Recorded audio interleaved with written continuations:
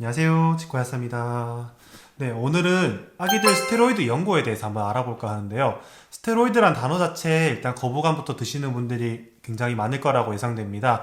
워낙 사회적으로 이 스테로이드 부작용에 대해서 많이 언급을 하기도 하고요. 뭐 성장 억제라던가 뭐 면역력이 억제된다 뭐 그런 이야기도 많이 들으셨을 거예요. 그래서 겁부터 먹으셔가지고 일단 썼다 안 썼다 하신다던가 너무 적은 양을 쓰셔서 오히려 치료가 더 더디게 되는 경우가 있습니다. 그렇기 때문에 오늘 바른 사용법에 대해서 한번 알아볼 생각입니다. 먼저 바르는 양입니다. 바르는 양은 아기들의 이제 개월수, 연령에 따라서도 달라지고요. 그다음 몸의 부위에 따라서도 달라집니다. 제가 표를 옆에 띄워 드릴 텐데 간단하게 요약을 해드리면 이제 아기 같은 경우에 등이나 하체 같은 경우는 조금 넉넉한 양을 발라 주셔야 되고요. 그 다음은 이제 배랑 앞쪽, 그러니까 몸통 앞쪽 같은 경우도 뭐 등 정도는 아니라도 꽤나 많은 양을 발라 주셔야 됩니다. 그리고 그거에 비해서 상대적으로 팔이나 상지 부위는 조금 적게 발라 주셔야 되고요. 마지막으로 얼굴이나 목 부위는 가장 적은 양을 발라 주셔야 됩니다. 표를 보고 연령별로 참고를 하시면 되고요. 여기 표의 단위를 보시면 FTU라는 단위가 적혀 있습니다. Fingertip Unit이라는 단위인데요. 무슨 단위냐면 여기 검지손가락, 성인 검지손가락 기준으로 끝부터 첫 번째 관절까지 요 부위를 연고를 쭉 짜주시면 되고요. 요 부위에 해당하는 게 1FTU라는 양입니다. 마찬가지로 2FTU라고 적혔으면 요거의 2배에 해당하는 양이겠죠. 그리고 1FTU는 동그랗게 짰을 때 보통 50원 동전 크기라고 생각을 하시면 되고요. 그람 수로는 0.5g에 해당합니다. 사실 여러분 생각보다 양이 많아 보일 수 있습니다. 이 FTU라는 단위 자체가. 하지만 적당한 양을 피부에 고르게 발라주셔야 효과가 있기 때문에 적은 양을 바르면 이제 특히나 염증의 끝부분, 그러니까 염증의 제일 윗부분에는 연고가 안 묻는 경우가 많습니다. 그렇기 때문에 적당한 양을 꼭 발라주셔야 된다는 거 알고 계시면 될 것 같고요. 네, 두 번째는 바르는 방법인데요. 앞에서 제가 말씀드린 적당한 양, 그 다음에 해당 부위랑 해당 연령에 따른 양을 손 2개 크기의 면적에 여기에 바르셔가지고 이렇게 하시면 손이 충분히 끈적할 수 있습니다. 하지만 이게 적절한 양입니다. 이 연고를 그래서 그 해당 부위 피부 위에 얹듯이 이제 듬뿍 발라주시는 게 포인트고요. 이렇게 바르면 바르신 다음에 피부에 광택이 날 거예요. 근데 이게 딱 적당한 상태다. 그래서 이 방법이 익숙해지시면 바른 다음에 피부 상태를 보시고도 아 이게 적당하게 발랐다를 아니다 정도를 판단하실 수 있을 거예요. 그리고 가장 중요한 거는 이 스테로이드 연고를 문질러 가지고 피부 속으로 막 이렇게 침투시키게 하려고 그렇게 하시면 안 되고요. 부드럽게 피부 위에 얹듯이 반복해서 도포해 주시는 게 가장 핵심입니다.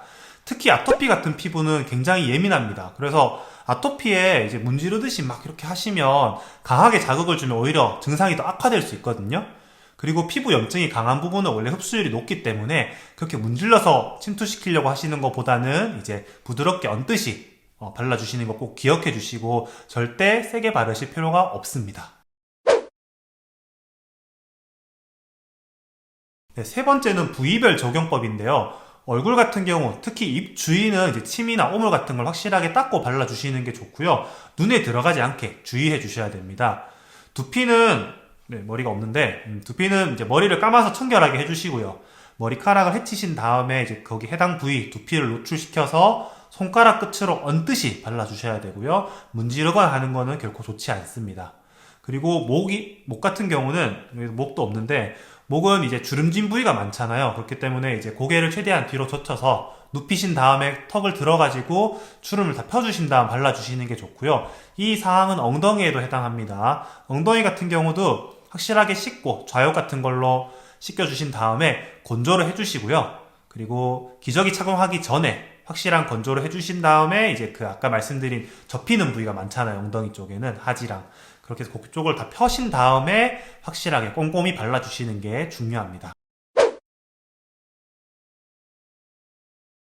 네 번째, 마지막으로 말씀드릴 거는 스테로이드 연고의 주의사항인데요. 바르는 횟수는 1일 2회로 충분합니다. 하지만 이제 바르실 때 넉넉한 양을 발라주셔야 돼요. 그리고 가끔 보면 이제 튜브, 입구를 피부에 직접 대서 도포해 주시는 분들이 계신데 그렇게 하시면 이제 위생상도 별로 좋지 않고요. 그 다음에 피부 그 피부에 염증이 있는 부위가 약해져 있는 상태일 텐데 그런 튜브의 날카로운 끝이 오히려 자극이 될 수 있습니다. 그렇기 때문에 직접 대서 도포하지는 말아주시고요. 마지막으로 이제 스테로이드 부작용에 대해서 걱정하시는 분들이 굉장히 많습니다. 뭐 대사계나 조혈계, 내분비계 문제를 일으킨다, 뭐 성장 억제시킨다 많은데 보통 이런 스테로이드의 부작용들은 먹는 약에 해당이 돼요.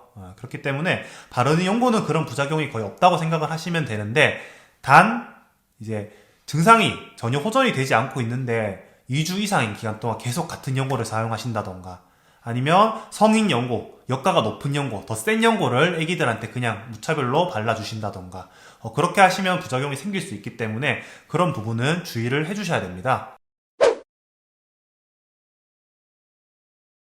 자, 이상으로 스테로이드 연고에 대해서 한번 정리를 해보았는데요. 스테로이드 연고는 잘 쓰면 정말 명약이에요. 정말 잘 듣기도 하고 빨리 낫기도 하고요. 하지만 잘못 썼을 경우에는 어설프게 쓰시면 부작용만 키우고 치료기간은 오히려 훨씬 더 길게 할 수 있기 때문에 제가 오늘 말씀드린 사항을 꼭 기억해 주시면 좋을 것 같고요.